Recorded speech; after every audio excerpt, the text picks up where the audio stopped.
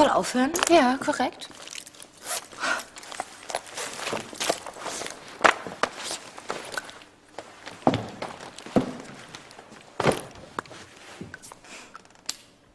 Du warst doch diejenige, die gesagt hat, dass er dich total kontrolliert.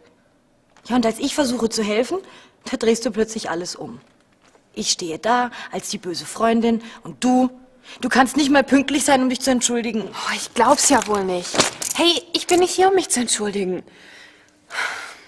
Ich bin hier, um dir zu vergeben.